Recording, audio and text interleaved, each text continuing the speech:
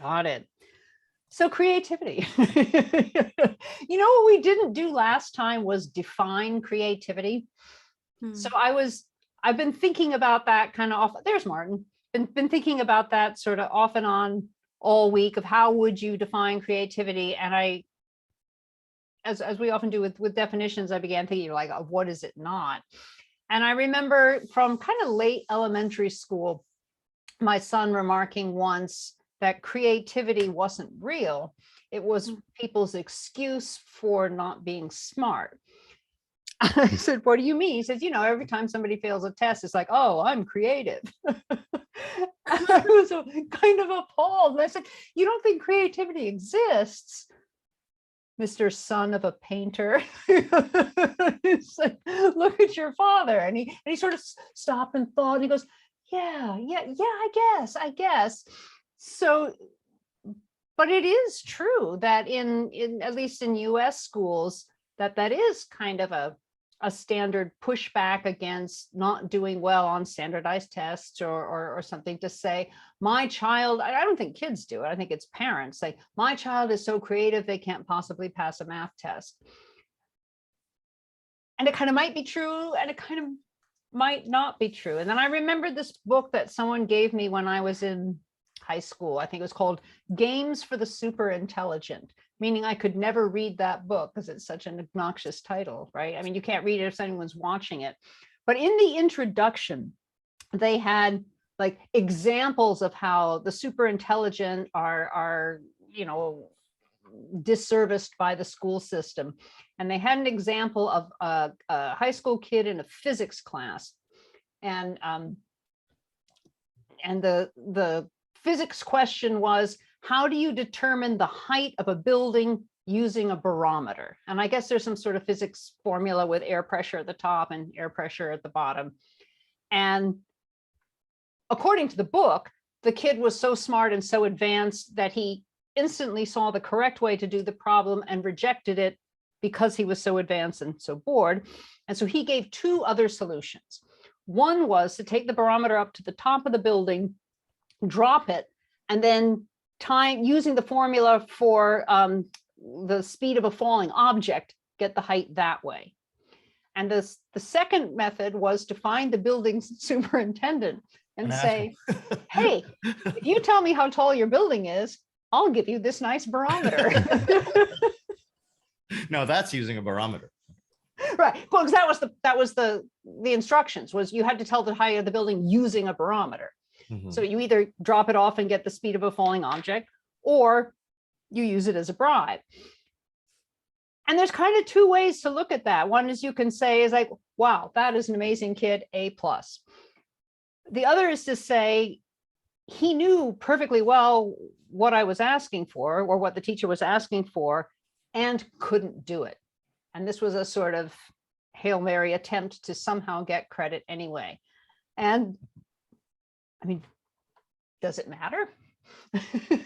If you get the right answer, does it matter if you get there in the wrong way? I mean, it would have to be, I think you'd have to come back to the teacher and say, you know, if your instructions weren't explicit as to what you wanted, then you can't penalize the student. But if that's really what you're testing, you could give the student, I don't know, 3 extra credit points, call them into your office and say, do you know, can you actually demonstrate that you know this formula so I can give you a check and move on? So, but I think that was, I don't know if that was super intelligent thinking, but it definitely was creative thinking. It's kind of, what are other ways to, and I guess that to me, creativity is often another way to do the same thing, another way to express something. So, I mean, you can either tell somebody how you feel, or you can paint a picture or write a sonata, and those are very different responses, but they might still be communicating the same emotion, so that it's a different way of doing the same thing. Not sure if that's a dictionary definition.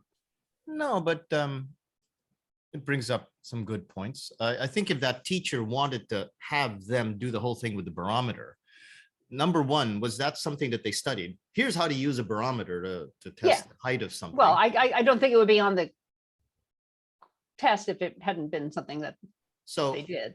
I mean, if you're writing a test, I think as a teacher, you always say to yourself, wow, that was pretty creative, but I'm going to have to like alter the test question for next year so that then nobody tries that again, and say, please use the formula that we studied in Yeah. class. Please show Yeah. your work, or please show the Yeah. formula, because without those instructions, I think that just opens you right up to kids having creative answers, and you end up. But do we penalize creative answers? If he had two answers that work, I don't.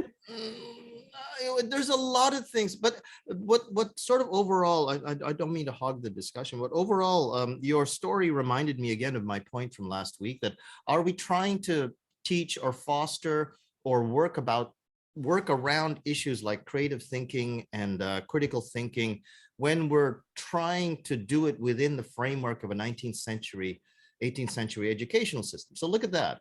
Compliance, yeah. compliance to instruction, testing, all of that stuff is back from the 19th century. And how do you teach creativity honestly when really what you're looking for is compliance? Yeah. Well, in which case, I mean, myself as a teacher, I'd give the kid the credit because he solved the problem. And I mean, teachers always sort of fall back on this, but are we preparing them for real life? But if you look at people who are successful in their work lives, often it is people who can find a different way to accomplish the same goal. That one roadblock comes and some people just shut down because they can't move any further, and other people can think of a different way to do something. I do have to say, when I do have a student give an answer that I wasn't expecting and I didn't account for, I'm like, well, this is a me problem. You are very good at this. Kudos. I'll give you points. Yeah. And then, I do go into all right, well, this person found a workaround. And if it doesn't apply to what we're doing, then I will throw in instructions in the future test, according to the book, what I taught you in the book, because, our department has given us these new materials and these books, and they're it's gotta be blah, blah, blah, blah, blah. So I'm like, great. I love that answer, but that's not going to fly if anyone look at my stuff. Right, so, right. But I think as a teacher, you need a certain amount of, I would say, both humility and self-confidence to be able to say that's a me problem, rather than to get all defensive and go, that student was bad. and not every teacher is confident enough to say, okay, I can give you this one. Doesn't mean I'm a bad teacher, it's a bad test, but next time I might tighten the guidelines a bit. I once had an English teacher, I think it was 8th grade, who asked us to write an essay in our own words, right? So I completely made up my own words. It was just a bunch of garble. I did it on a typewriter, so it went faster. And she laughed and said, that's great. Do it again. That's all you have to do, right? Right. So she acknowledged my smart assness and gave me the attention I was looking for, and then made me go and do the assignment properly, because that's what she had to mark and that's what all the other kids had done. And so, I mean, it doesn't have to be an either or. You've all heard that urban legend of apparently some Ivy League school, Yale or Harvard, where the philosophy professor goes through an entire semester's worth of philosophy lectures, and at the end, in the final test, with the students all remembering everything from Kierkegaard and Sartre and everything like that, existentialism and everything else, getting ready to just really pile into this and write it all up. The only thing on the final test was the question, why? You've all heard this? No? Oh, you haven't? Okay. So the Okay. only thing that was in the philosophy test was a sheet of paper and then the proper headings and everything and Yeah. class number 1, philosophy 101, and final test question, 1. Why? Question mark. Was Did what someone the write, professor- why not? Exactly. Now, apparently, as people were looking really puzzled, what the and some kid just walked up immediately after a minute, handed in his answer sheet, and people going, well, what did he do? And apparently the answer that he wrote was, why not? The urban legend goes, he got an A+. I don't know if that works. So that's why I'm thinking that's an urban legend, but I'm surprised no one's ever heard I of mean, it. it's definitely a very certain kind of thinking that gets rewarded. And it after a while, it becomes kind of a closed loop because those students who are successful in school go on to become teachers and write the books, and then they reward other people who are good at that kind of, whereas someone who's not articulate at all, but is fantastic, on playing soccer or playing music or something, they don't go on to become an English teacher. There was that was totally an episode of a TV show I watched. Really? I've never heard of Really? it, but I saw like a TV show where it was something like that. It took place at a university. There was a philosophy class, and the student had been like dreaming of like an answer, like this phrase, like all week, and then she gets to the test, and it has like the same exact question. She just writes in the answer and gets her A. Oh, there we go. That's okay, so that's living why the urban dream. legend just keeps getting. Yeah, okay. Living all the right. dream. I don't know what you guys thought of that article that I posted from John Cleese about how he considers creativity. I don't know that I've read it yet. Okay, so good. Teacher hasn't done the reading. Just being a little honest here, But if I give you this nice barometer, Jose, will you tell us what's in it? But the problem is I don't really know the height of the building, but I'll take your barometer. No, I mean, I got the barometer for the Cleese article. Let's see. Basically, John Cleese was asked, what is creativity to you? And to him, it was, if I have a second, I'll go check it out, but, and bring it back to the room. But basically it was him, it was it was about like 5 or 6 points. And to him, the nature of creativity is the constant wish, not the wish, the constant work to be creative and to set yourself in a creative environment and to think in ways that were not normal to what it was that you were doing. So if you're a mathematician, to think like a musician when you're doing your math. Mm-hmm. If you're an actor, to go do some carpentry. And actually, suddenly Harrison Ford came into my head. But or to go do something else and to take what you're seeing and what you're focusing on, and hopefully trying to do well at that.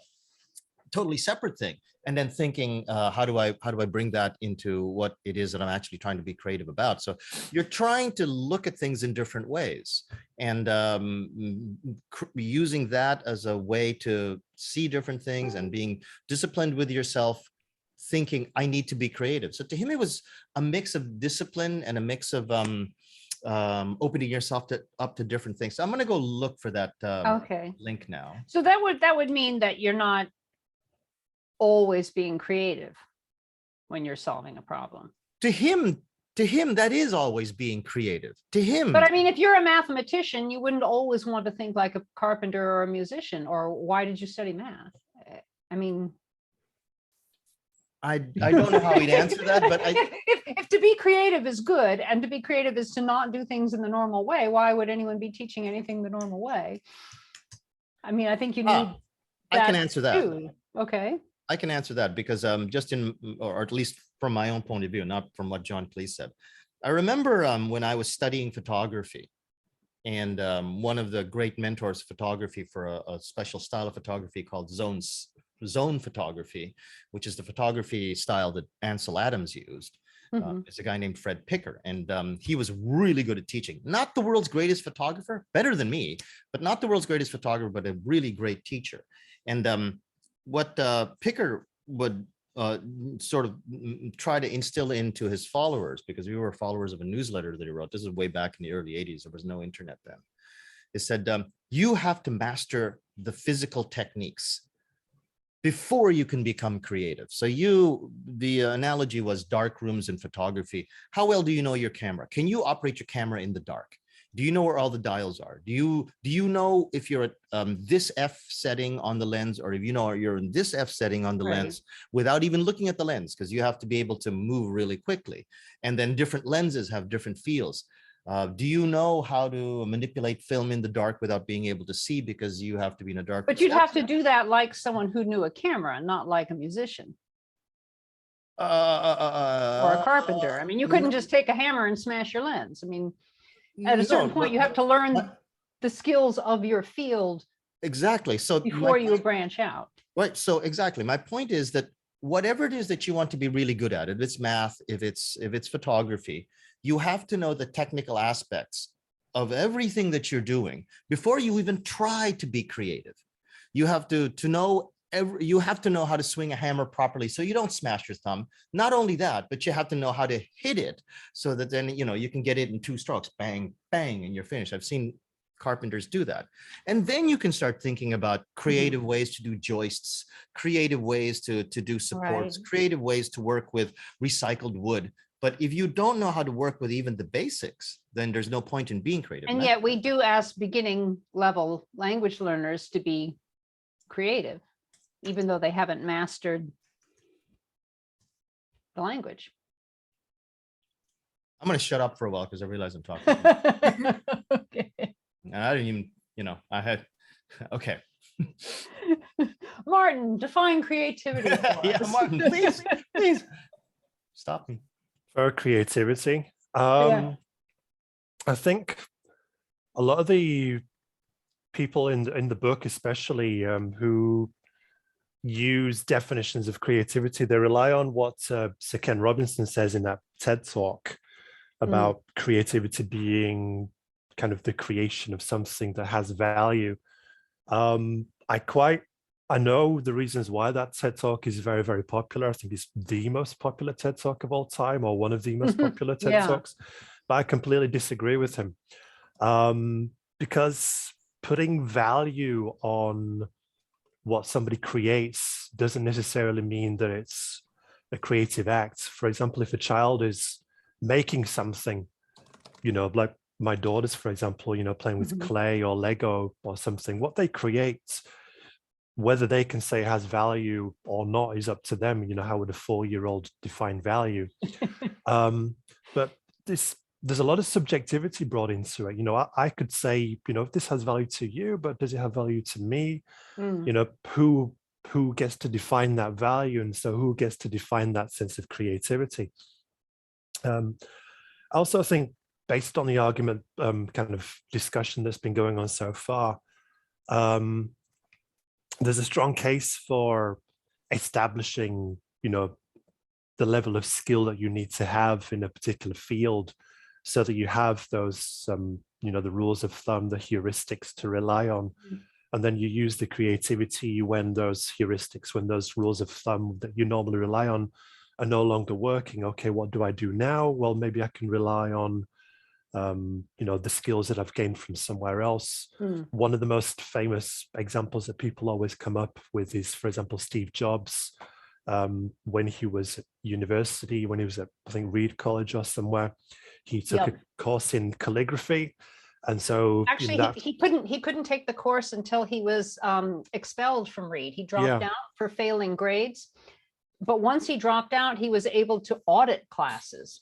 So then he could audit the calligraphy class. It was taught by an absolute master. That was where I went to school. So all Reedies know the story of Steve Jobs and the calligraphy class. And that's why we have serif, good looking computer fonts. But yeah. So that kind of serendipity angle. Do we sometimes? Sorry, man, go. Sorry. I think there's still definitely subjective elements to it, like what, they say, like one person's trash is another person's treasure, or one person's creativity is another person's, dismissal of something. I was thinking about this yesterday, looking at some people on social media talking about NFTs. And I'm not buying this at all. Literally. It's like, literally not buying it.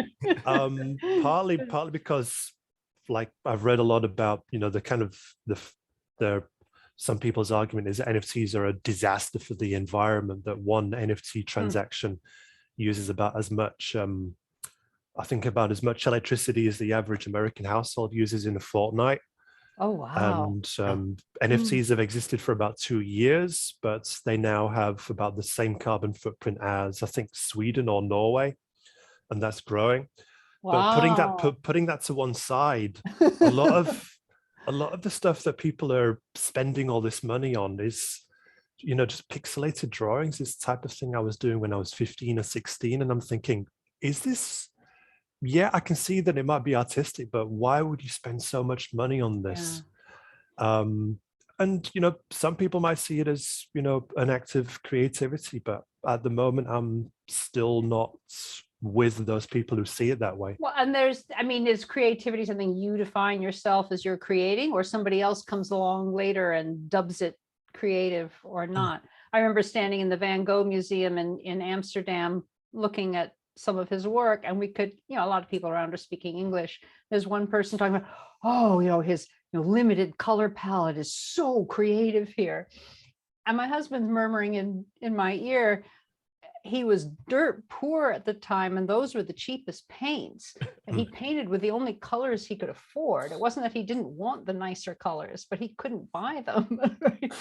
So it's, or someone else is thinking that he's made a choice to not use blue and green. And it was just, an economic hardship, and he worked around it. You could say it's creative in that way, but you don't know what the artist was feeling when they made something. Do we all agree that creativity is something that we actually want to try to target in the classroom? Or are we finding ourselves at this point, Rhea says yes, are we thinking ourselves at this point that it's so vague and it's so hard to define and it's so subjective that maybe it's something I don't know about teaching it so much as respecting it and allowing for it, that if a student has another way to accomplish the same goal, maybe that's fine. Was it you? There was somebody in Japan who was talking about the final day, and maybe it was Mark Helgeson, the final day of presentations class. And they were like, I don't know, 30 students, and 29 of them gave a PowerPoint, and one student did Mark. That thing where they dropped the sheets of paper, and her presentation was about technology of some sort. So just sort of respecting that and giving it full marks. I don't know that you have to give it extra marks. I don't know that the other students' presentations were bad, but to sort of not freak out and think one of these things is not like the others. I mean, in a lot of Southeast Asian countries, students are petrified to have an answer that's different from somebody else's. And that's frustrating for teachers who want to have a discussion, because one person says an idea and everybody else is like, yep, well, that's been said. And that's not what we want, because language isn't being practiced and there aren't questions and answers happening. So if we can create an environment where students don't feel they're wrong for having said something different. I was sad because it was my first year teaching at the university I'm at now. And I was following what the other teachers said, then they're like, oh, we do a role play. And so I have my students do a role play, and I tried to give them options. If you're having trouble, thinking of ideas, you can look at this site and come up with some things. And two groups did, but the instant they saw everyone else's role plays, they changed it. They weren't stuck on a desert island anymore. It was all about having a teacher and student talk together in their role plays. I was like, oh no. There's that feeling of, the nail that sticks its head up will be hammered down. And I think if in class, and the nice thing about a foreign language class is that students do get, I don't want to say a different personality, but I would say different facets of the same jewel, right? But they get a different aspect to their personality. And you can have an English persona that's different from your Korean persona, or your Chinese persona, your Japanese persona.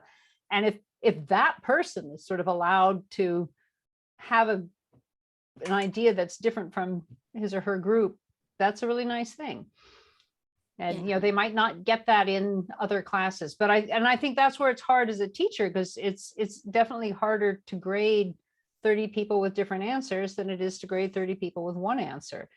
So you have to be more open and accepting. And so I don't think it's so much that here's a lesson in how to be creative, but it's recognizing it and encouraging it and allowing it and giving it space. I think that's probably one of the one of the easier ways to I guess teach it, quote unquote teach it, just allowing that space for them to have it. and letting them know there's not going to be Yeah. negative repercussions for it.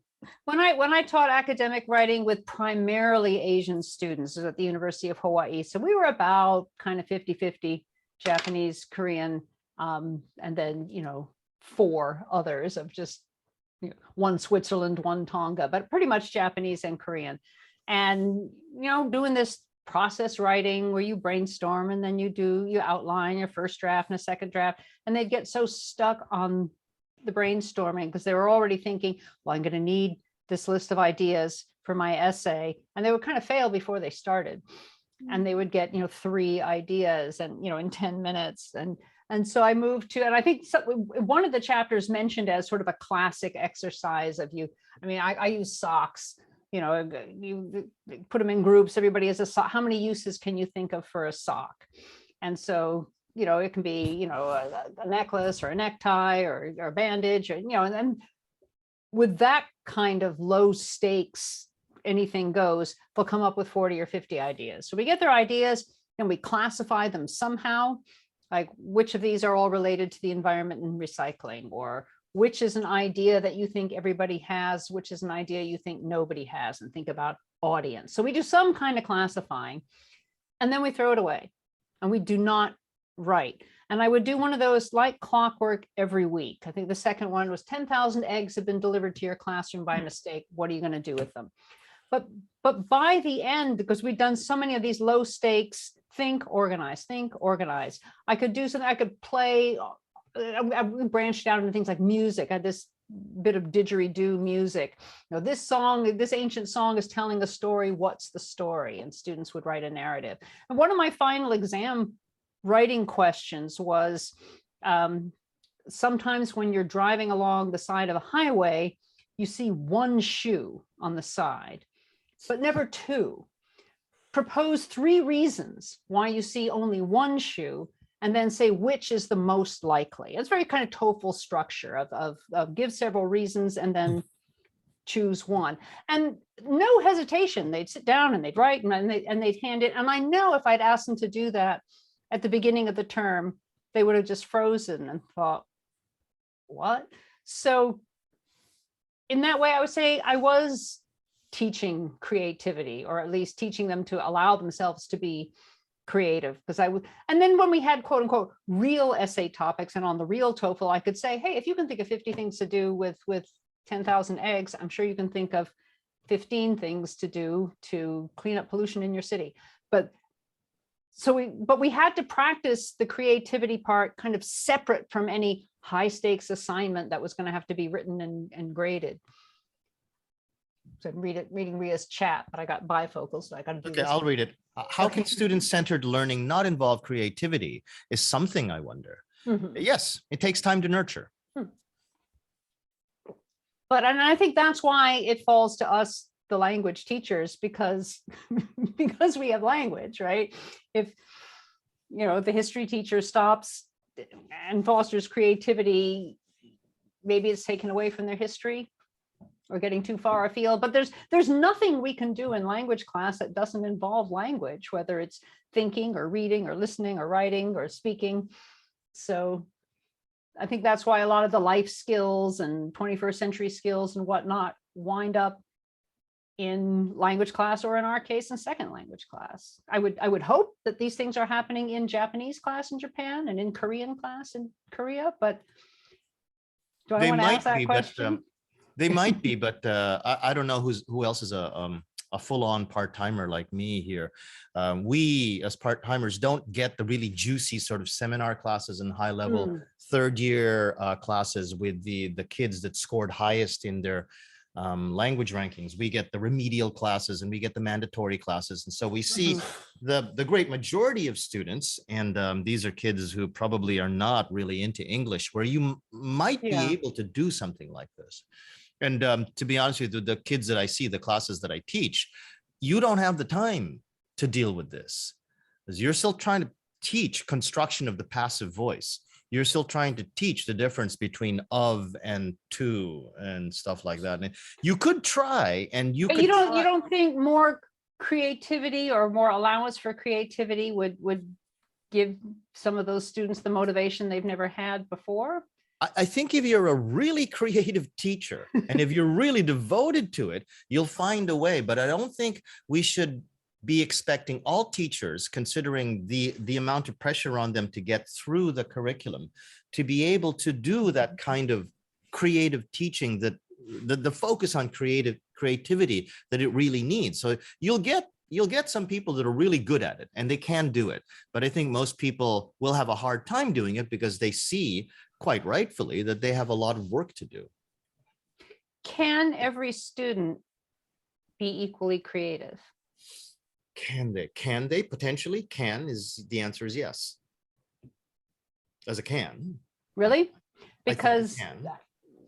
I mean, some people sort of can write a great sonata and some people can't. And it's certainly not a question of knowing how to play music, read music, and understand sonata form and practicing.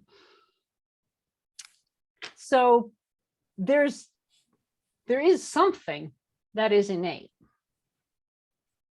Everyone, I think, can get better, but I don't know that everyone can reach. I mean, I watched this wonderful program about the time that Amadeus came out, of sort of a Mozart versus Salieri, and they took out, Salieri's music, which is fine, and kind of went through, why isn't it Mozart? And it's not. It's fine, but it's just not as good. And it wasn't because he wasn't well schooled and had opportunities, and in fact more money, and was older and had more practice. It's just not Mozart. Yeah, and so I don't know if, I mean, do we sort of punish or assess students for having low creativity if to some extent it's innate? I mean, we don't say everybody can be an Olympic runner if they just get up and they practice harder. Everyone can get better at running, but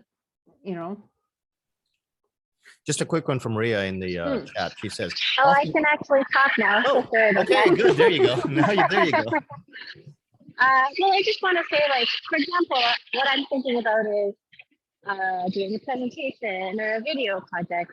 And if you make a clear structure that they just have to tick the boxes and do the parts that are required, and it might take more than one project.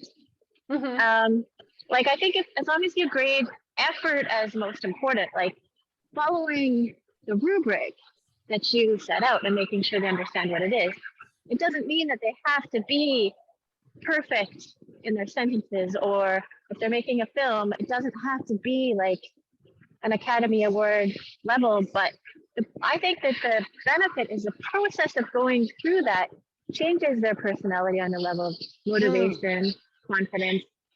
And I'm, as a learner myself, I've been in classes where I just want to cry because I'm just sitting there listening endlessly and I don't open my mouth, or I don't get to make anything.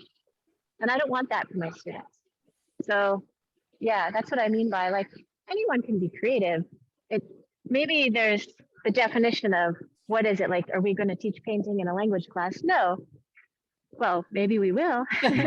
We could, actually, I was looking this up in some research, and David Kluge did an interesting project of collaging, and it's like, collect some things that you did over the week, like take your movie ticket and paste it into the page, and then later just use it as something like a focal point to get up in front of the class to talk about. Maybe some students can only, not even make full sentences, but as long as they're drawn into the process, like over time, then I think I'm really interested in the benefit of that process. Oops. Give her a sec. Give her a sec. Annika, when you say I know you and I, you're talking about Rhea, right? Rhea and I, because we both taught the same class and we're like using the same book, and it wasn't the same as some of the other teachers before, like our department changed over. Like they're going up. Anyway, Annika can finish my thought because You need to get closer to the cell tower. Get closer to the cell tower.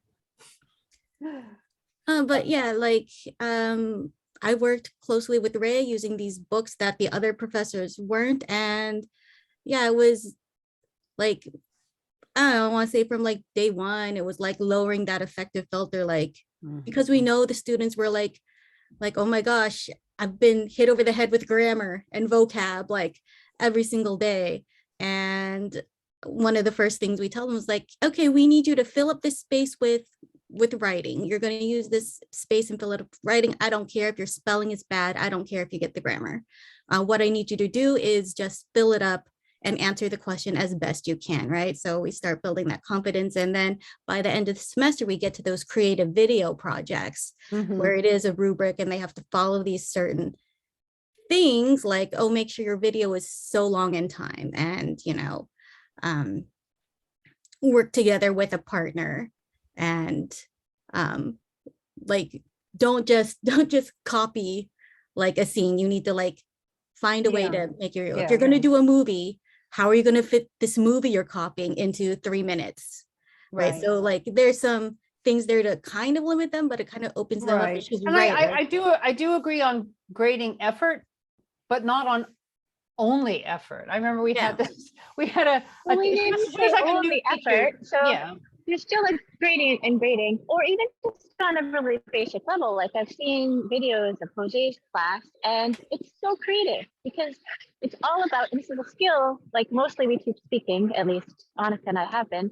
The biggest obstacle they face is they have this idea of a formulaic way of thinking that is the correct way to say everything. And if they don't say it right, they shouldn't even open their mouth because Yeah. beaten into them through confucian culture. You And just, it's you like just wish you could get them on the unconditioning drum. them from that. Well, or you just tell them there are a lot of different ways to get your point across. Like we're teaching communicative competence.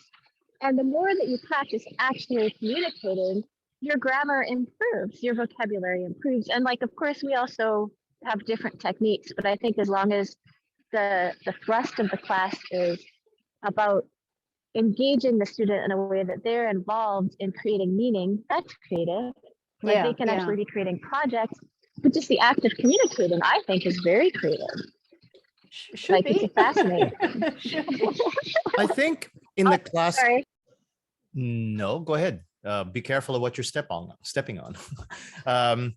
I think at least for me, creativity, I think if you're trying to bring it into the classroom, because Dorothy's question made me think about, can all students be creative? My knee-jerk reaction was yes. I mean, if we're just going to be talking about a possibility, if it's going to be a binary answer, can they or can they not, then it's obviously yes. And then it thought, well, why did I make a knee-jerk reaction now? Well, that's because then we talk about bringing it into the classroom, make the kids recognize that it's important. We tell them that it's important. And two, telling them about how to achieve its degrees. So there are people who are badly creative. There are people who are sort of neutrally creative. And there are people like Mozart. And then there's Salieri, who's right behind them.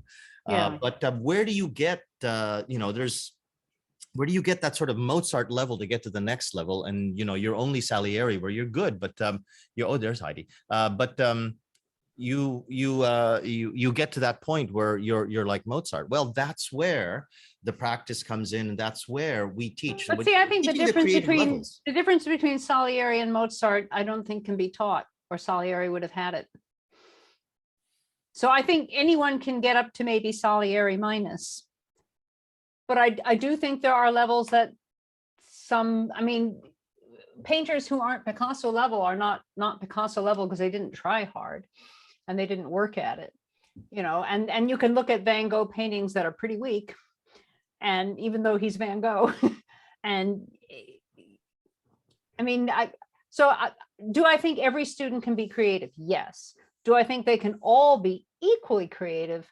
No. And that's where I get nervous about maybe accidentally setting for myself a grading scale where I'm rewarding the top students and working my way on down.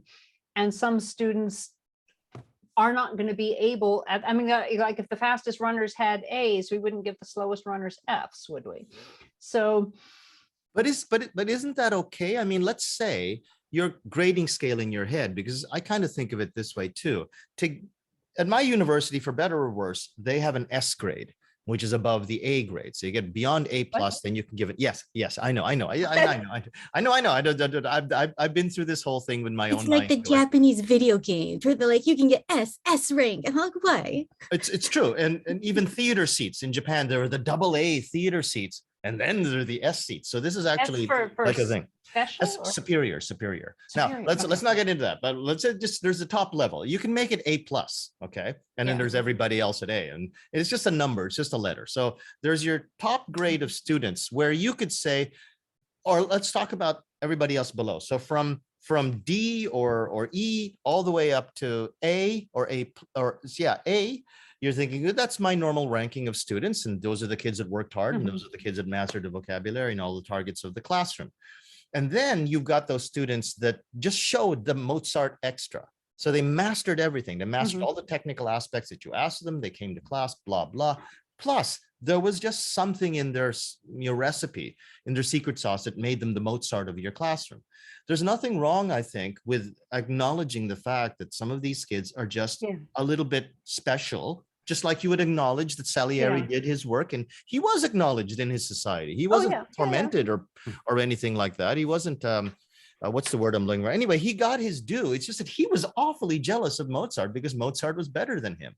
But I think we all recognize that Mozart was better. So give him the S, give him the A. Mozart, you could, I don't mind Mozart having an S. I just worry if, Mozart becomes your A or your A minus, what that does for everybody below him. No, I don't think most good teachers would allow themselves to sort of be that biased. Assuming you could tell, which is extraordinary and which is just, I don't know, just.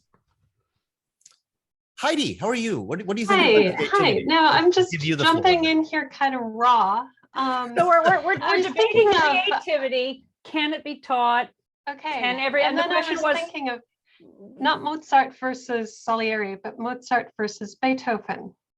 Mozart was a lot more productive than Beethoven. He produced a lot more operas than Beethoven. And do you know why? Because he wasn't as original as Beethoven. Yeah. He wasn't starting from and scratch each Mozart, time. I mean, Mozart died too young. I mean, there's a point where his music is pleasant, but really nothing special. And then he discovered Bach and discovered counterpoint, and his world explodes. And the great Mozart works come after that. And soon he died. Okay. So had he lived another 15 years, maybe Mozart and Beethoven could go head to head. Okay, but my point is, he was Don't die. That's the recombining. message for our students. He was recombining things. He had these certain techniques that he liked, and he was mixing them up, and he was mixing them up in new ways. So is he less creative than Beethoven? I think we need to define creativity here. Yeah, well, he was younger. That's what we've been doing for the past 45 minutes before you got here. We were trying to. We had a perfect definition, but we forget what it was. So there was a definition that came up. Yeah, but we didn't write it down because we're bad students. No, we're working hard on it, and I think we got sidetracked on our classroom concerns as well too, like how you bring it in, what are you or what should you be doing in the classroom as a teacher, that sort of But thing. we started with creativity being sort of a different path to the same goal, that there's kind of an expected, normal, usual way, and creativity is another way to achieve the same or a similar aim. And I said, like, if your aim is to express an emotion, most people would either express it physically, or they'd cry, or they'd say something, but somebody's going to write a poem, somebody's going to paint a picture. And I go through this with my husband sometimes, because he's, I'm like helping him with his website or something. And I say, you have to put a description on your pictures. Everybody wants a description. What does it mean? And he'll just kind of look at me and he said, well, if I could say it in words, I wouldn't have had to make a picture. The whole point of making a picture is that it cannot be said in words. And I'm like, yeah, interesting, but we're going to need some words. But so that's a different way of saying, what most people would say verbally. So it sounds like maybe you're pushing towards a big C definition of creativity, like it's associated with fine arts. like with artistic expression. No, but I mean, you could express something in words in a different way than somebody else expresses it in words. You know what I mean? You could, Okay. it's like a non-traditional path Mhm. to a similar goal. And, Right. and we were talking earlier about, Martin was talking about, does creativity mean producing something? And Martin came to the conclusion, no, that's not, the end of the definition of creativity is that you produce something of value. And who gets to decide value? Like if his daughter makes something out of Lego and she's 4, is it, creative for her? But you wouldn't take it to the Guggenheim because it's not quite, ready for for prime time. Do you have a creativity definition? Okay, well, one of my favorite definitions is a purposeful recombination of ideas. So you're taking the old pieces and you're putting them together in a way that perhaps they haven't been put together before, which But requires non-traditional path, yeah. it requires a familiarity with different ideas. Now, I have a daughter who's in middle school who studies math at a private Huck one. She loves to stump me with math problems. Now she can be really creative in her approach to solving a math problem, more creative than I am because she has more tools at her disposal, because she's studied math much more intensively. She's got all the basics, which then Right. allows her to go and pick the other paths. Right. I was thinking of a similar experience I had when I was working with a dance group, and our leader had a lot of experience with ballet. And she said, oh, all the rest of you, you're going to be so much more original and creative than I am because I always think in terms of ballet. But when we were actually trying to think of different kinds of movement, because she had studied different kinds of movement, she had a lot more resources at her disposal.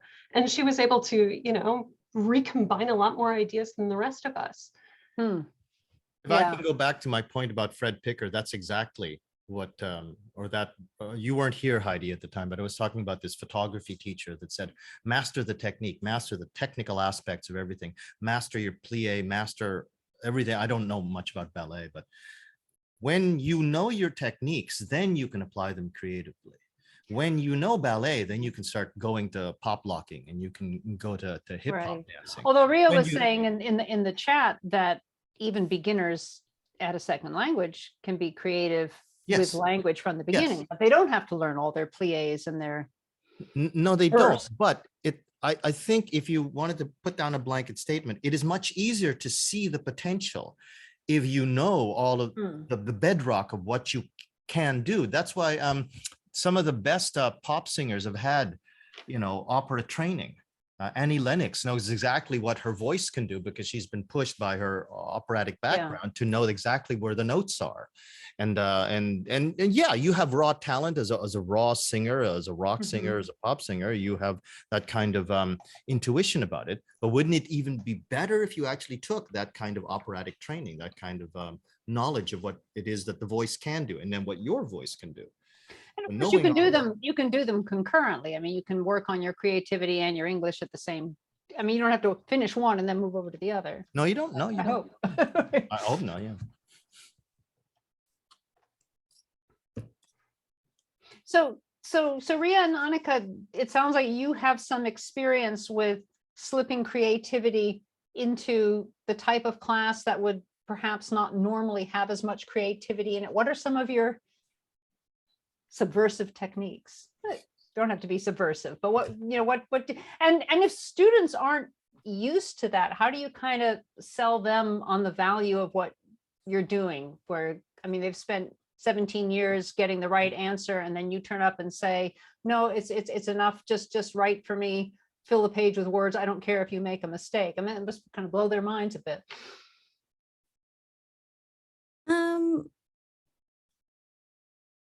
Like on the on the first day, I am letting them know that I am trying to be like empathetic. Like I've seen what's been happening to your classroom. Like I kind of understand why you're not confident in your English ability.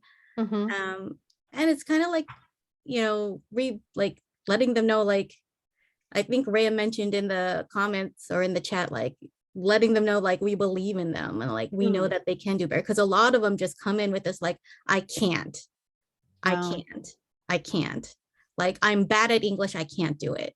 And And so this is after having had, say, 6 years of English. yeah, because I asked them, one of the things I asked them, well, when it was in person, it was like, tell me how long you've been studying English. How long have you been studying English? And a lot of them is like 5 to 10 years. And they don't think they're good at English. I think that Right? breaks By the your way, heart, same doesn't problem it? in Japan. Exact same problem. in Japan. Yeah, yeah. So it is a lot of like, you know, like, all right, so I know this is happening here and you've studied a lot. You can't tell me you don't at least know the basics, right? They can't tell me like, I don't know. You've been studying Yeah, 5 or 10 yeah. years, you know the basics. So that's not a good excuse to not try, Mhm. right? So like there's that happening. And then like making sure like when I'm hearing them like saying like, great, good, like lots of trying to do like positive reinforcement. Like I've got that smile, like, yes, more of this, more of that, more of this. Mhm. You're opening up your mouth, great. Keep opening your mouth. That's the only way you're going to get better, right? Encouraging all the practice, like, and reminding them that like language is a muscle. And like I, you know, try to give lots of like comparisons. I said, do you know how to play basketball by only reading about basketball? And they're like, no. I was like, Yeah. you have to do it, right, to get better. gosh. So So Heidi asked, I think, a pretty good question about so how do you encourage creativity in a system that ultimately is going to be grading you? And you can think of students thinking, I have a limited number of hours and I have this high stakes exam at the end. So you would have to, I think, be able to sell them on the fact that being creative will still get the results that they need for their real world high stakes tests. Can I pipe up for a second on Yes, that? please before- do. Please yeah, do. so I think it's vital that it's worth points because it shows you value it. And I walk in to letting them know I absolutely believe they can do it. And I've never been disappointed. I'm always blown away. Mhm. So I honestly think a lot of teachers just don't believe enough in their students because they're scared that maybe they couldn't do it. Yeah. And that's relatable for sure. I remember teaching in this Greek Polytechnic Institute, and I noticed that the Greeks, I mean, their English was pretty good. I say sort of B2-ish level, B1, B2, and very forthright and outgoing, and couldn't shut them up. As I was sort of trying to make them shut up so I could teach, unless they had to give a presentation. If they stood up, they were terrified, and their bodies would just be shaking like that. And so I thought, okay, well, that's what we need to work on. And I thought, they're so physically kind of thrown that I almost don't want them thinking about English at the same time. So I thought, you know what, I'm going to have them memorize some poems so they'll have some English to say, and while they're saying their poem, I can help them put their arms down and their shoulders down and anchor themselves and figure out what to do with their hands. So I was in the main office, so I got a bunch of short, easily memorizable poems. I'm in I had to go into the main administration office to ask for photocopy permission. And so the woman there is watching me photocopy, and she asked, oh, poems, what are you doing with those? And so I explained, and she just kind of blinked at me and she said, those students can't memorize poems. So they're 4 lines, 6 lines. She said, no, they're too stupid or they wouldn't be here. Oh.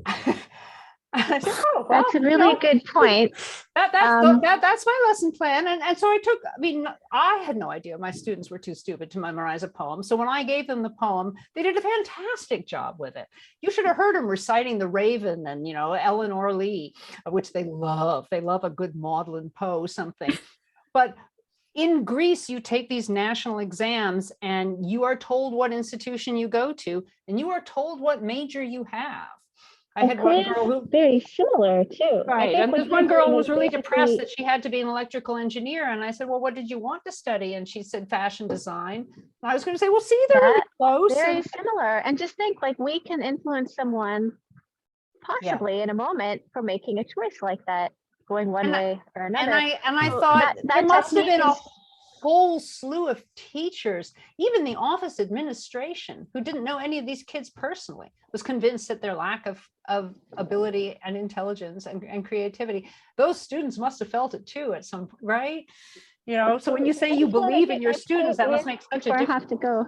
So sorry.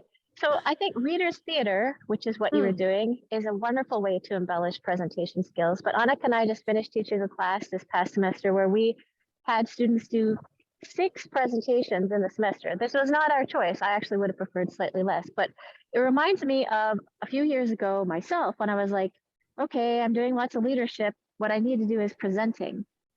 How did I do it? I got out there and I presented at every chance I could. Like, you're only going to get better when you actually do stuff. And at first, it's not going to be great, but you keep doing it again and again with scaffolding and practicing.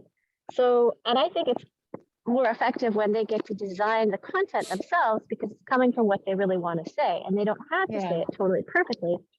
But my ultimate happiness is when I get to do it and teaching film projects. I'm hoping I can do it again this semester. Okay, I got my 2 cents in there. Annika can explain everything that I didn't make sense about when I was talking. I will be back. I'm still here. Sorry. Okay. I just See, you wanted can to only say, do that Annika- with Zoom, right? This is This is in true. itself a creative It's true. class that we can kind of pump in from anywhere. I just wanted Okay. to say to Annika, you sounded like me there when you were talking about how you run your class and you make analogies to sports and stuff. That's exactly what I do in my classroom. Just yay. Thanks. Yeah, because they Yeah, well- understand that and language is for them. It's just like at this point, language like English is such a like lofty notion for them, like an unachievable goal that I have to try and like bring it back to things that like they know to have them like kind of like change Sports works. I their mean, do top minds. soccer players still practice their skills? Yes, and music works. You know, if Yep, so many of them have absolutely. studied piano or violin, how often do you do scales? Do you do it once and then you stop for a few years? Well, no, you just. Actually, almost anything works if you think about it. When I give my examples, if I look at the room and I think there are a lot of baseball players here, then I focus on baseball. If it's a women's university, then I point to painting or guitar playing.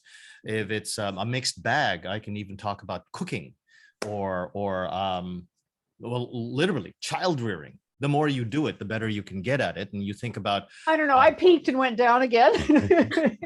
I don't even want to think about going to your son and asking, is she good at child rearing? No, You might don't actually come up with a comment that you might not like, but you would have gotten better. Your peak might have, stayed at a plateau if you had a chance to, like, I don't know however many kids that you might have wanted to do, but anything works because everything has a degree of technical All the competence parents are that is cracking up. necessary. Yeah.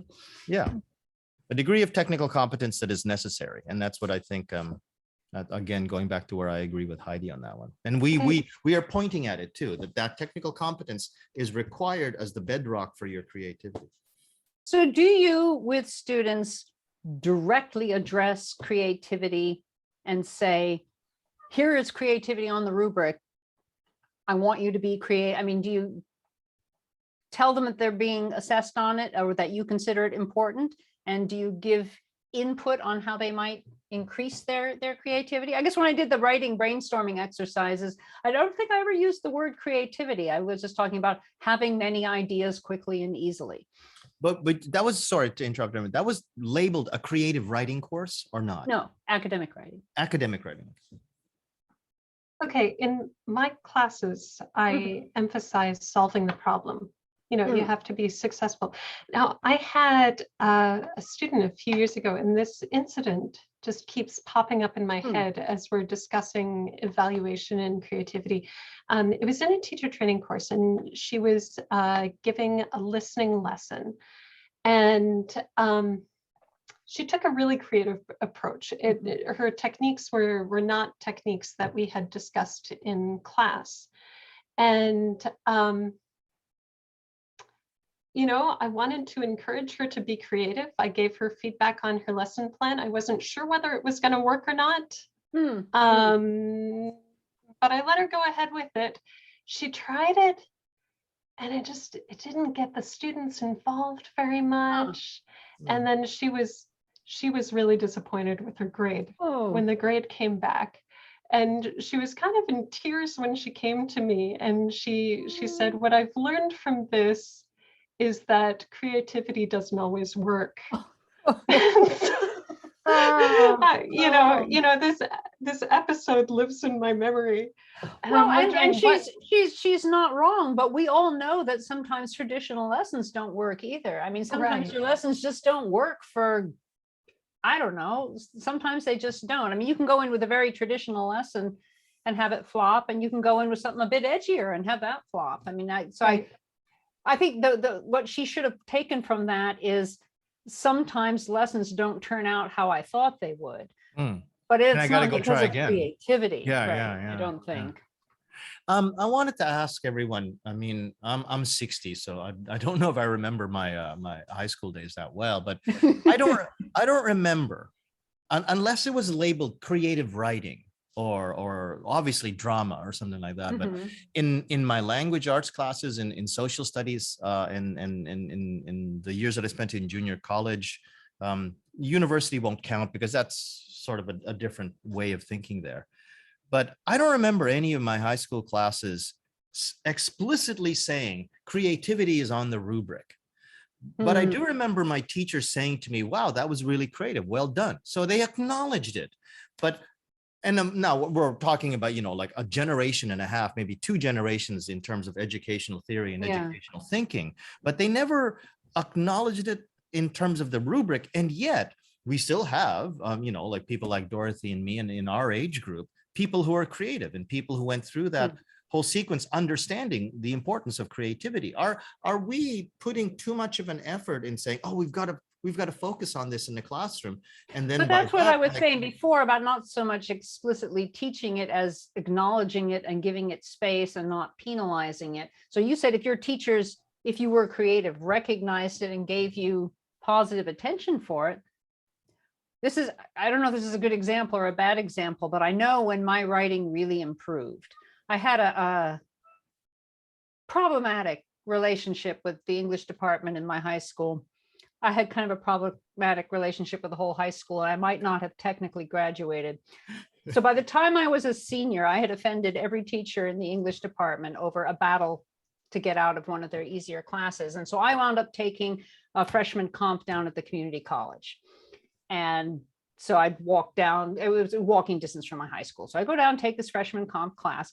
And after 2 or 3 assignments, it became clear that the teacher graded on nothing except punctuation and possibly grammar or spelling or something.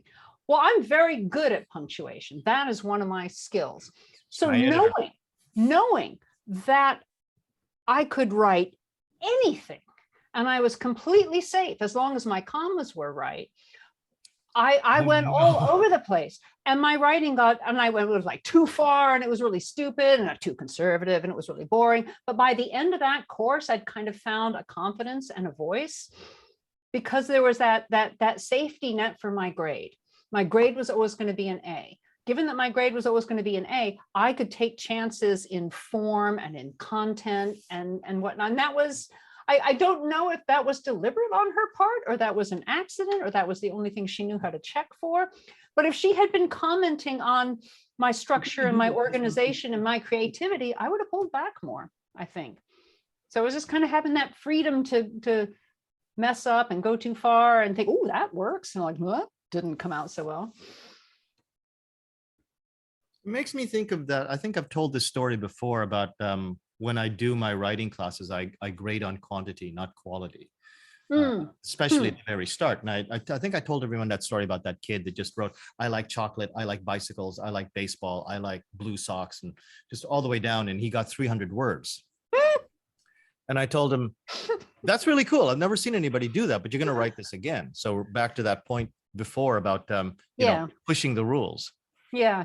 Give them credit for their smart assery. Yeah. But he turned out, like I said, he turned out to be a good student, right? By the way, I don't, Dorothy, have you told everyone in this room about your success at German? I This take is it like by high your. school I take it by everyone's looks that Dorothy has not told this story. Okay, just so that I don't know if you guys are interested, but in this. I was video- probably going to tell it in the machine translation thing I have. Oh, coming good. up. Okay, There's yeah, all- do that, there's please. all Guma. Well, there's because a- it's a question of why do students cheat? And I think one fear that people have with machine translation is that students are going to cheat. And I Mhm. say there's two kinds of cheaters. There are the cheaters who are cheating because they're scared or they're unprepared. They either don't know the material or they think they don't know the material. And you can help those students by preparing them better. But then there's the other kind, according to the sport cheater, which was me in high school. Like I had my best friend was blind, and so I used to take her Braille writer and I just type out all my notes and put them at my feet. Like, and the teacher would come by and say, "We have notes on the floor," and I say, "Oh no, those are for Karen." It's like, "Oh, fell there. Karen, a little blind girl." Anyway, if you want to check out the story, it's the whole thing is actually really interesting because it's Charlie Brown talking about himself and it's an interview with him. But in there, Dorothy talks about her adventures in German class. And if you can find it, you can find out exactly how creative she is in terms of her cheating. So I accidentally a thorough learned German. segue to the link in this topic. Take a look at But the reason, but when I talk about sport cheaters, it was that I was looking for a creative outlet. That the normal stuff to just get an A, I had that in the bag. That wasn't a problem. It's like, what else can I do? So if normal class I can just kind of do in my sleep, where else is there for my brain to go? And went pretty far in German class, but I did accidentally learn some German through it. So I think maybe we're not going to record that for posterity here. Oh no, we did record that. For Oh, we posterity. did. Oh, We okay. did. All right. So it's already out there. That's why I didn't want to get into it. You're the one that actually just pulled it out and started talking about it. There you go. So Martin, have you stepped away or just turned your camera off? I think it's both.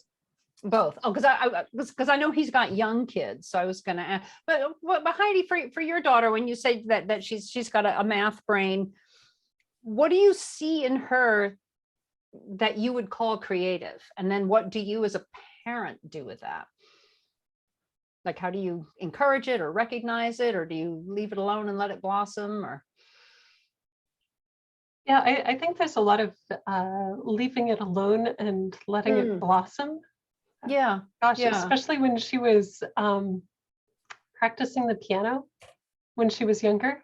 Like, I didn't want to encourage her too much. I wanted her to feel a little bit rebellious when she was doing it. Oh. So I'd pull back a little bit. Yeah. And then sometimes give her encouragement. Like afterwards, I really enjoyed listening to you. So my son was age, okay, here's Martin back. So I'm gonna ask you about creativity in your children and what you do about it. So my son was age 1 to 3 when we lived in Japan.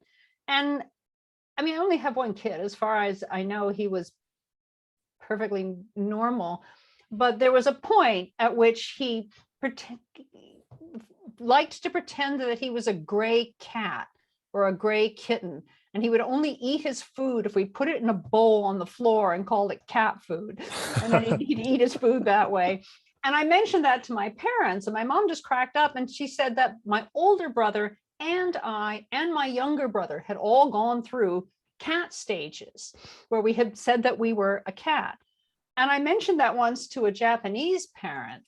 Oh my gosh, the looks I got. And the woman took me aside and asked if I wanted help finding psychiatric care for my son.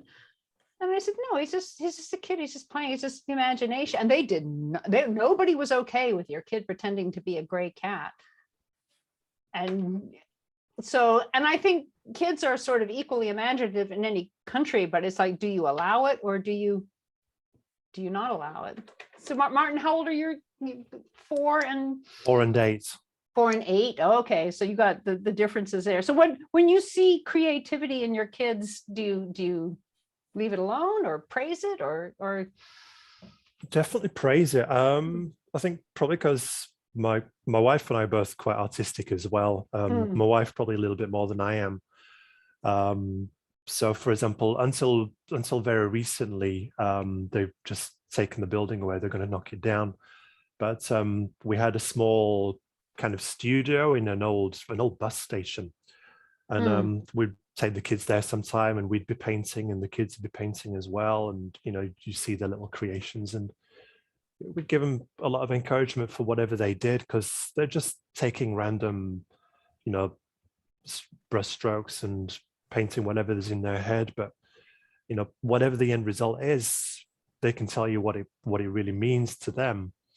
And it's just the act of doing that. I think part of copying somebody who is creative, if kids have that opportunity, if they you know, can see you modeling something for them and being creative, that encourages them as well. Because, you know, kids, you know, they look up to their parents, whatever you're doing. If you're a creative person, they'll look up to that. If you're a salaryman, they'll probably look up to that.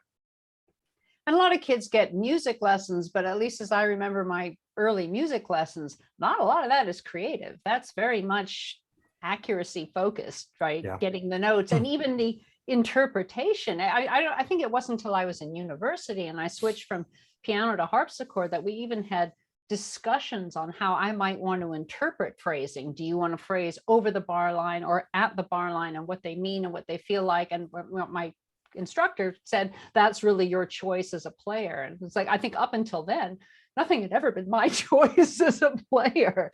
So we think of music as creative, but, you know, and when I started composition, I did 2 years of music theory in college. I mean, if you're going to write, you know, a Bach-like chorale or a sonata, again, you're following rules, right? No parallel fifths, no hidden fifths.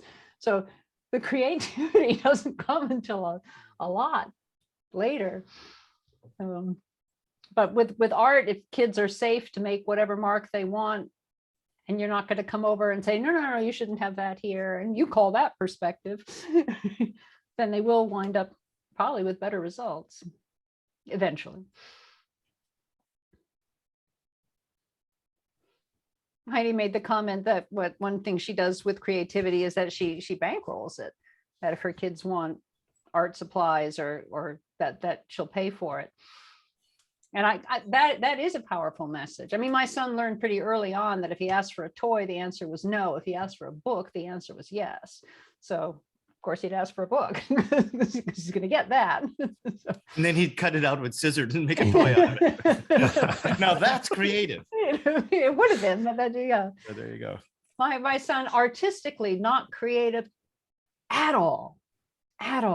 In his life, I think he has colored half a page in a coloring book, and that was only because it was Pokemon, which he was interested in. Never drawn anything, wouldn't even scratch in the stick in the sand like all the other Japanese kids, but he loves art museums. And he can explain, because of course he goes with my husband, he could explain why he likes something and why he doesn't. And now that he's an adult and has money to spend, art is one of the things he buys. So he's not creative in the sense of making something, but he's creative in the sense of appreciating it. So that definition in our book that Martin was objecting to, saying that, you know, creativity is making something. So is my son artistically creative in terms of visual art? Well, no, if he's going to open a gallery, but yes, if he's going to come into your gallery and he can appreciate what's there. I think just thought of this, just going back to the prior thing about putting creativity in the rubric. Not that I'm saying that any of us, certainly not any of us in here would fall into danger of this, but by putting creativity in a rubric, I think we have to be careful that if we grade kids and say that, okay, you got 20 out of 20 for punctuation. That was obviously Dorothy. And you got 20 out of 20 for, you know, vocabulary usage and stuff. Oh, but you only got 10 out of 20 on creativity. That we don't start getting kids to think that they're in a niche that says, oh, Mr. Cruz said I'm not creative. That what you could do is in a grading rubric, you could say you have X number of points for content, and you say content includes such things as information, creativity, logical thought. So you can tell them if they are creative, where they're going to be rewarded for it. But if they're not particularly creative, they're not going to automatically get a B-, and Mr. Cruz thinks they're dull. No, Exactly. one, So one just- thing I just be worry brave. about a little bit is whether I can actually recognize creativity, because maybe Mm. it's new to me, but I don't know where they got it from. You know, maybe they learned it in another class. Maybe it isn't creative to them. Mm. Exactly. That's a good point. Yeah.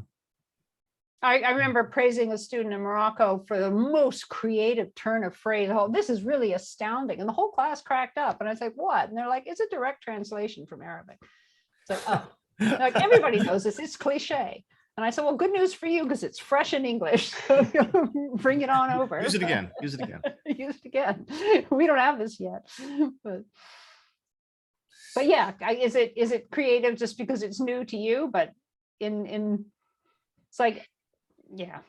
I think it's too subjective. Actually, I would never be comfortable putting creativity as one of the criteria on my rubric, because, you know, I could be influenced by, you know, the charisma of the performance. There's just so much room for being less objective there. I don't think I could do it. But grading is never going to be totally objective, is it? Not if you're grading Yeah. an essay or a presentation. Yeah. If you're talking about things that or you're talking generally about things you have to be careful about, I tell myself all the time, be careful that you don't mark this kid according to your rubric, according to how much you like them. And there are a lot of places in my rubric, especially when it comes to speaking Yeah. and fluency, that says that I have a part of my rubric that says communication and style. It's literally says style, that your style is good. And that just because I like this kid, or I use that as a place where like they kind of didn't do well, but I can give them more points for style because I felt like it. And I think that kind of worry is everywhere in anybody. Yeah, that's the style points. No, literally, there's a style. It's yeah. 25%, because it's the best way that I could summarize in an easy to use word and an easy to use vocabulary word, the idea that they have to project and present, they have to smile, they have to speak loudly, they have to Yeah. look at people's eyes. Wouldn't you And I call just that feel that's delivery? Now you've got something there. You've got a definition for what good style is. Yeah, I think if you're going to have creativity on a rubric, you have to be able to define it. But it's something that resists definition, right? If it's something that's got to be novel. That's right. Yeah, that's right. yeah. Kind of like how That's a good Justice point. Douglas of the U.S. Supreme Court defined pornography, right? You know, they can't define it, but he knows it when he sees it. Oh, yeah. Or Or you have to bring it all Louis, over to Justice Douglas's house. Right? it's Louis Armstrong when he said, if you don't know what jazz is by listening to it, I'm never going to be able to explain it to you. Right, but it's 10 points on your rubric. That's right. We had a graduate student teaching a pronunciation class once in Michigan, and she graded pretty much only on effort and assignments completed and whatnot. And we had the horrible situation of someone getting an A in her class who was unintelligible, and we couldn't move him on to the next class because he was unintelligible. But his grade had never told him that. All his grade told him was that he was above average, that he was, you know, he was an A student and a Thai student, and they struggle with pronunciation, but you could not understand what he was saying. And we had to, and the poor girl, when we were talking to her, she's like going through her grade book and showing us, you know, everything he'd done in the lab assignments, this and that. And we're like, yeah, but there has to be some objectivity in it as well, because you've just told him his pronunciation is good. And nobody can understand him. His pronunciation is not good. So I think his effort should count, but you also need that balance of, you know, your English isn't any good. I could try really hard in a language and fail everything. And if the message to me was you're fluent in Russian now, that would not be a helpful message. Yeah, well, all the more reason that your feedback to the student has to be definable, because they have to be able to do something with it. Now, if I say your presentation wasn't creative enough, is that actually helpful feedback to the student? Will they know what to do with that? Yeah. But if you said you needed more visual aids, or okay, now we that's talked something about that's the power of definable. images, right? We talked about the power of images, but you didn't have any. That's Okay. something they can address. Now that isn't creativity. No, And well, it's they something can that we be. can put in a Yeah. rubric and it's definable. The creativity inherent in the images that were chosen is something that you can see. But the fact that this kid chose 2 images and most everybody else chose 20 is what I think that will be He didn't pointed have out. enough flair. Larry didn't have enough images. Oh, I'm a total rebel against the 1 image per slide rule. Oh God, no, no, no, no. Yeah. But I mean, if you have talked about using images to convey ideas and the person has 0 images, Mhm. that's something you can mark down on. But I mean, it's hard to say, well, you chose an image, but your image wasn't very creative. So that's why it's a B+ instead of an A-. Well, is You it know what to do with that? bad because it's not creative, or is it bad because it doesn't support the point, or it's unclear? I think Yeah. there's much more helpful feedback that you could give Yeah. for that point. So Ria, if you're still here, how do you grade creativity? And Ray will go, pass it. Like, I am going to run into the you're up. subway station now. Oh, no, but no, Annika, if she can't answer, like, did you guys talk about it and say, like, let's do this in terms of creativity on the rubric? You're muted. Sorry, hold on. I have to go yell at someone real quick. Hold Okay, yell creatively. I would have liked to just leave Sorry. it on. Okay. Sorry. My husband's sleeping in the background and he's snoring. And so I'm so to tell him to Wake share up. or something. Yeah, I don't want that recorded into the video.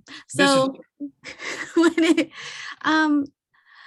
let's see, I think because I haven't done the video projects in like 2 years, I know, like, I think we didn't put it, I don't know about Rhea's rubric, but I know I did award like points, like if I noticed there was like an exerted effort or right, or like somebody was what I would say was more creative, like, because I would like, I didn't feel good about giving people grades where like they were just meeting the rubric marks and like everyone's meeting the rubric marks, and then someone who like went above and beyond in a way that made the But that's video more like effort than just creativity, but right? it was also like there was the creativity there, right? Like I could see like there'd been thought into like how they put in a transition and like all these other tidbits that they added in that made the video like that elevated it. And I didn't feel good about saying like, yeah, you're the same as also this person who did the minimum and passed and got this. So it was so I think Rhea has this in her rubric also, where it's like, if I see that you've gone above and beyond, like, and someone wants to know why your grade is so good, I can say like, you got points because I saw the work that you put in, right? I guess the creativity translated into like work that I didn't ask for, but you gave it to me. Okay, so sort of more than the assignment. Maybe In some way, yeah. In some way. I think that the problem with creativity is that it requires a sense of creativity to actually mark creativity. And like Heidi said, it's like that old Mark Twain thing about a joke, that it's like dissecting a frog. You kill it in the process of defining, or you kill it in the process of trying to understand it. So once you try to tell kids, this is what creativity is, and this is how I'm going to mark you, then you fall into the problem that Annika just said. Okay, I got to do this, I got to do this, I got to do this. And I don't think that really engenders creativity, right? Creativity requires a sense of spontaneity. And maybe that's why it's hard to really put down, because at that moment, are you being creative, or are you thinking, I'm going to make this project really creative? Okay, now that's something that you could put into a rubric. Like with my classroom teaching demonstrations, I have the students write a script in advance, but I tell them I don't expect you to stick to this script. A good teacher should be able to respond to the events in the classroom. And if you deviate effectively, then you're going to get a higher score, right? So you can reward spontaneity, and that's something that you can define, and that's something that you can put into a rubric. Okay.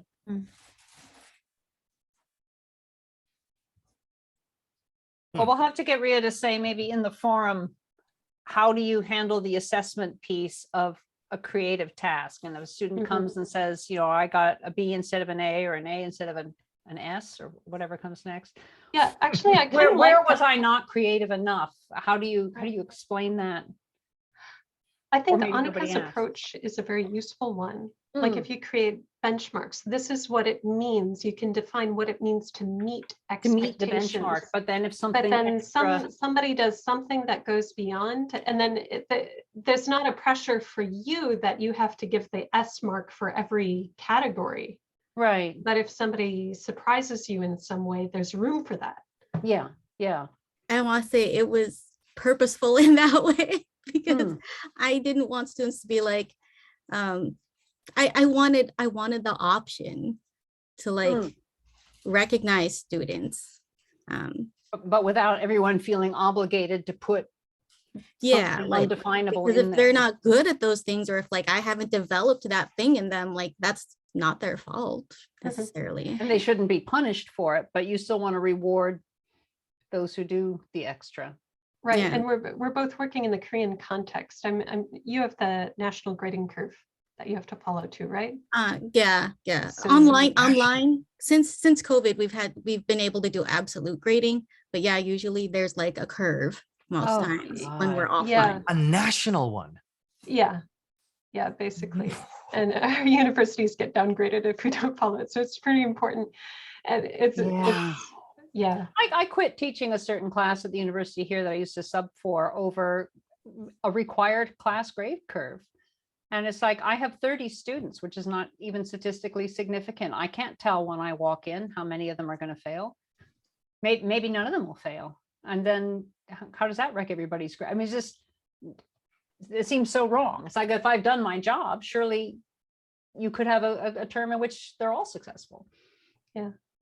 Like, but you not need that everybody curve. goes beyond, like, Right, right. everybody goes beyond meeting all of the requirements that you've set out in your rubric. And this Yeah. is a way of like doing what we have to do in Korea, and then also giving recognition a to strategic the student people. would be rounding up a bunch of friends who had no interest in going to university and paying them to go and do really badly, right? So that the curve is easier for everyone else, right? But we have our anchors. We totally have students that do that. It was like our nursing majors, because like the nursing major classes would always get canceled because they infiltrated the other classes with the other majors where they knew they could like snipe out like the A's for themselves while everyone else would have to fall behind them in the curves because they're good at English. But if they were all put against each other, it was harder. So they found ways to get into classes where others weren't as good and snatch those A's. Wow. Well, people do that in American high schools too, and try to take classes that are easy A's and will inflate your grade point average. Although universities also look at which classes you take. So, I mean, it works a little, but not perfectly. But yeah, competitive course taking. Goodness. It's creative. Yeah. I was like, oh, Now there's a creative use of being able to Yeah, but look they have around to the use room their and go, powers for good, not I'm for glad I'm evil. in this class because that guy's there and she's there. Yep, got a good Oh, round easy A. bottom slope. That's creative. How much will you give me to throw this class? Yeah. I'm just going to pay you to stay in that seat and just keep taking the classes. So you don't have to throw it, just be yourself. No, but you could pick off a B student, give them enough money to, get a C or a D, and then your grade is more assured. yeah, that hasn't happened since our university's been doing the absolute grading, like for the online classes, but I'm pretty sure when we Interesting. go offline and it's graded curves again, like those nursing students are going to be out in the wild again looking for those. Wow. In the Wow. wild. In the wild. Rogue nurses. You make them sound like Somebody should write a Korean drama called Rogue Nurses about this. Yeah, and they turn into zombies. within the high school. No, they're within the high school and everybody else is turning into zombies outside the high school. Goodness. Just want to remind you, Dorothy, we're at 1:30. Oh, okay. You have a Okay. Gunma thing, right? At 2? I do have another talk in half an hour that I have to go to, especially since they asked me to come to early. So from next week, we're going to move on to technology, but I think we can still keep creativity and critical thinking in mind and address that through technology. So you should be like ahead of the curve, because we already read those 3 chapters in here. The first one's on technology. I mean, you could go ahead and read more. None of the chapters in here are terrifically long. Oh, and I did ask Sophia Mabridi if she would be interested in doing like a little guest spot for us. But when it turned out to be 4 a.m. her time, I'm guessing the answer is going to be no. But maybe if we like, maybe I'll set up a thread in the forum where we could put some questions to her, and maybe she might like record us a little something. So if we want to ask the editor of the book, maybe. So I know I'd like to ask her, how did you choose these topics? Did you choose the people first and then the topics, or did you choose the topics and then go for the people? So I'm kind of interested in that. Maybe she and Daniel would. Or Dorothy, here's one for you. I mean, with a vote, and we'd have to work out the actual window of opportunity in terms of time. We could figure out a different time to meet besides noon on a Sunday. If it's easier for her to wake up maybe 3 hours later, 3 hours later for me is only, 3 p.m. or maybe 5 hours later is only 5 p.m. Now for you, it's going to get later and later. I'm a night person, so right. that's So we could figure out a window. I just need to know her GMT time and if everybody else is okay on Sunday. Well, she's in London. She was in Greece, but she's going back to London. So she's 9 hours behind us. So right now, right there, it's that's tough. Yeah, that's there's Japan and England, and then right you got the US right in the middle. So we're kind of. She's in London, right? Yeah. And you guys are GMT +9, right? In Korea? GMT +9, Taiwan too, right? GMT +8. GMT +8. Okay, I'll see if I can figure out a time that you can maybe offer her. And maybe if we all agree, we should all probably agree we can meet before we offer it to her, but we can. Well, yeah. Oh, okay, how about that? Is that okay? Shoot us some possible times and I will think. I'll try to do that. Oh, and Heidi, I'm sorry I haven't gotten in touch with you. I'm sorry. Remember we were talking last week about videos? Yes. Making videos. Yeah. I'm sorry I haven't gotten in touch with you. It's been a crazy week for me. That's But okay. I think No rush. No rush everybody's crazy week for everybody. Yeah, but I'm totally happy to debate the Oxford comma. Yeah. Or if we want to have a 2/10 versus 13/10 debate, I'm a 2/10 person. Ah, that's Me good. too. I don't even know what you're talking about. I'll be. Is there a future and I'm an tense in English teacher, supposedly. Yes, Yeah. yes or no? So It's a what? It's a 2/10. What? 2/10. does English have a future The tense? English language only has 2 tenses. It does? Yes. Mhm. So we can debate that. Yeah, or Okay, discuss but it. I'll just have this quizzical look on my face all the way through the debate. I'm still figuring out which ones. I mean, thought there were three. a debate doesn't have to be 2 people who firmly disagree. It can be one person who's like, well, that's not what I was told, but then listens to some convincing arguments and goes, I never looked at it that way. I see what you mean. I mean, that's not a terrible thing. Yeah, that's a useful thing too for a discussion. And what we Right. could actually use, because like, Sunday afternoons seems to be a good time for a lot of people here. We could actually use this room after I hit the recording and Dorothy leaves because she's, Cool. or whoever leaves, we could use Yeah. this room to actually do the I recording. am actually going to go. Okay, see you. Okay. Oh, yeah, I'm the host. Okay, see ya. Bye. Okay, Bye. and I will stop the recording. Cool.